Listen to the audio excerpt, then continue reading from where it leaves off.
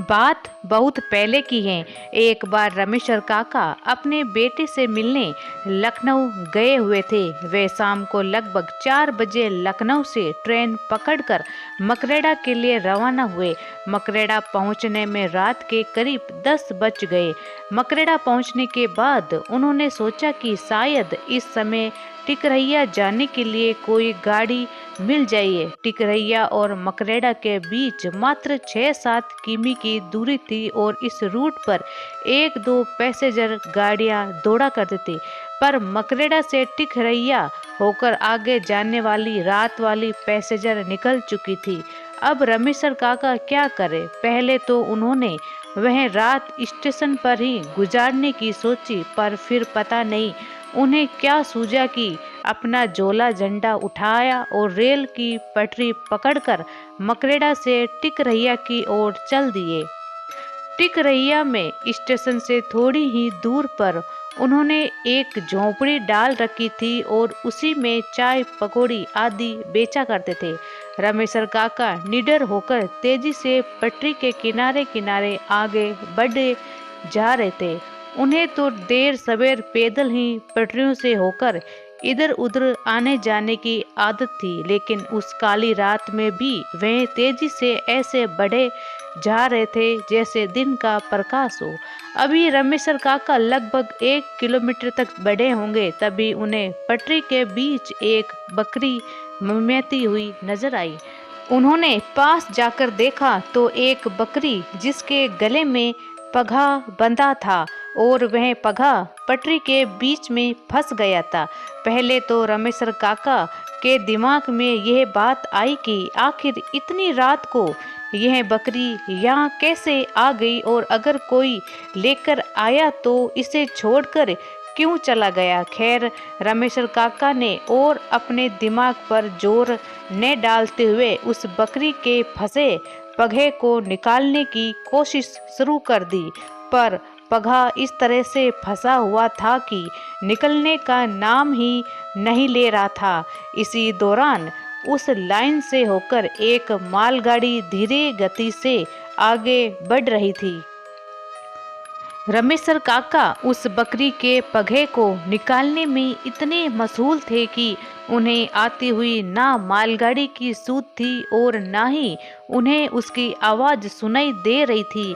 धीरे धीरे वह मालगाड़ी रमेश्वर काका के काफ़ी करीब आ गई। अरे ये क्या! अब जाकर रमेश्वर काका को मालगाड़ी का आभास हुआ और वह कूदकर पटरी पर से हटना चाहते थे, पर ये क्या! वे जूं ही कूदकर भागना चाहते तू ही उस बकरी ने विकराल रूप पकड़ लिया। ऐसा लगता था कि बकरी के रूप में कोई दैत्य है। अब तो रमेश्वर काका थोड़ा डर भी गए और उस बकरी ने भागते रमेश्वर काका की धोती ही मुंह में दबाकर पटरी की ओर खींचने लगी। अब रमेश्वर काका एकदम से असहाय हो गए थे और पसीने से पूरी तरह भीग भी गए थे। अब वे मालगाड़ी और भी करीब आ गई थी। ऐसा लगता था कि अब उनका जीवन नहीं बचेगा। मौत एकदम से उनके सर पर खड़ी नजर आ रही थी। उनका धैर्य और बल भी जवाब देने लगे थे और वे न चाहते हुए भी पटरी की ओर खींचे चले जा रहे थे। अचानक कुछ ऐसा घटा जो रमेश्वर काका की समझ से परे था। अचानक एक 15-16 साल की सुंदर कन्या प्रकट हो गई और देखते ही देखते उसने उस बकरी के मुंह से रमेश्वर काका की धोती छुड़ाने लगी। अब तो वहां का दृश्य बहुत ही भयंकर हो गया था। रमेश्वर काका पूरी तरह से डरे सहमे थे, पर इस किशोरी के आने से उन्हें थोड़ी राहत मिली थी। अब मालगाड़ी लगभग 10 मीटर की दूरी पर आ गई थी। अब तो उस बकरी और उस किशोरी की लड़ाई और भी भयंकर हो गई थी। अचानक उस किशोरी ने बकरी के मुंह से धोती को छुड़ाने में सफल हुई और तेजी से रमेश्वर काका को धक्का दे दिया। अब रमेश्वर काका पटरी से थोड़ी दूर जाकर गिर गए थे। वे गिरे गिरे अपने पास से मालगाड़ी को गुजरते हुए देख रहे थे और साथ ही ये भी कि पटरी पर अभी भी उस बकरी और किशोरी में भयंकर लड़ाई चल ही रही है। रमेश्वर काका अचानक एकदम से डर गए। उनके डरने का कारण यह था कि अभी तक तो वे केवल उन दोनों की लड़ाई और गुजरती हुई मालगाड़ी को देख रहे थे, पर उन्होंने इस बात पर ध्यान नहीं दिया था कि वे बकरी और किशोरी उसी पटरी पर लड़ रहे हैं जिस पर से मालगाड़ी गुजर रही है। पर इन दोनों को इससे कोई फर्क नहीं पड़ रहा था और ना ही वे दोनों मालगाड़ी के पहियों के नीचे आ रहे थे, और कभी कभी नीचे भी आते तो भी कोई फर्क नहीं पड़ता। अब तो रमेशर काका एकदम से पीले पड़ गए, पर उन्हें इस बहादुर भूतनी लड़की के बारे में पता था।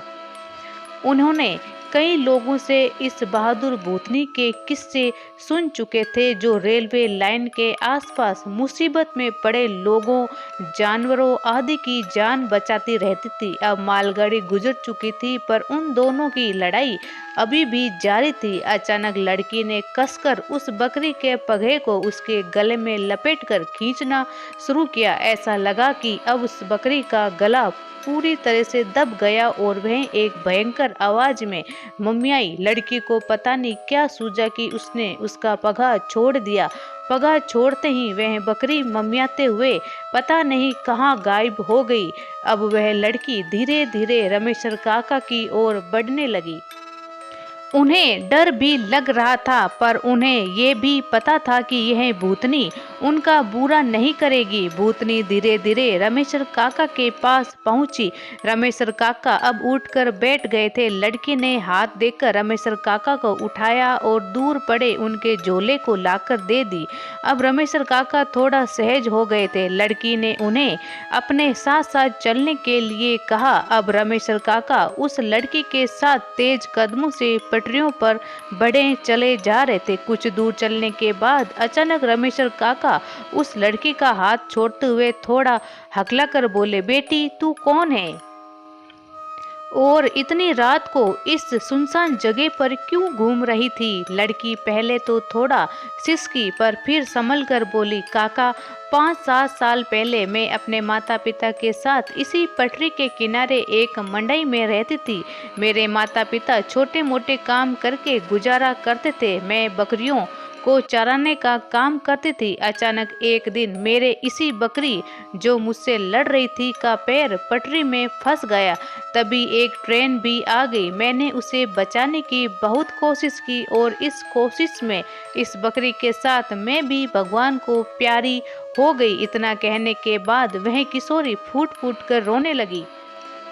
अब रमेशर काका की हिम्मत थोड़ी बढ़ी और उन्होंने प्रेम से उस किशोरी के सर पर अपना हाथ रख दिया। किशोरी थोड़ी शांत हो गई। कुछ देर चुप्पी छाई रही। फिर रमेशर काका ने पूछा कि बेटी, पर वह बकरी मुझे मारना क्यों चाहती थी? इस पर उस किशोरी ने कहा कि दरअसल उस बकरी को लगता है कि उसकी जान ड्राइवर ने ले ली थी और उसके बाद से वह हमेशा इंसान को मारने की कोशिश करती है, जबकि मैं उसे बार बार समझाने की कोशिश करती हूँ कि उसकी और मेरी मौत उस ड्राइवर की वजह से नहीं अपितु उसकी गलती से हुई थी, पर वह किसी भी कीमत पर यह मानने को तैयार नहीं है। बातों ही बातों में रमेशर काका उस किशोरी के साथ टिकरहिया स्टेशन के पास पहुंच गए। लड़की ने कहा कि काका अब आप चले जाइए, मैं इसके आगे नहीं आ सकती। पर रमेशर काका ने उससे कहा कि बेटी तू बहुत ही अच्छी है और मैं चाहता हूँ कि तू भी मेरे घर चल, मेरी बेटी जैसी रहे। काका की इन बातों को सुनकर वह किशोरी थोड़ी भावुक हुई, पर ऐसा नहीं हो सकता कहकर जाने लगी। रमेशर काका की माने तो वह किशोरी बार बार रमेशर काका को दिख जाती थी और कभी कभी उन दोनों में बातें भी होती थी। एक दिन रमेशर काका ने उसकी आत्मा की शांति के लिए एक छोटा सा अनुष्ठान कराया और उसके बाद कहते हैं कि वह किशोरी कभी नहीं दिखी।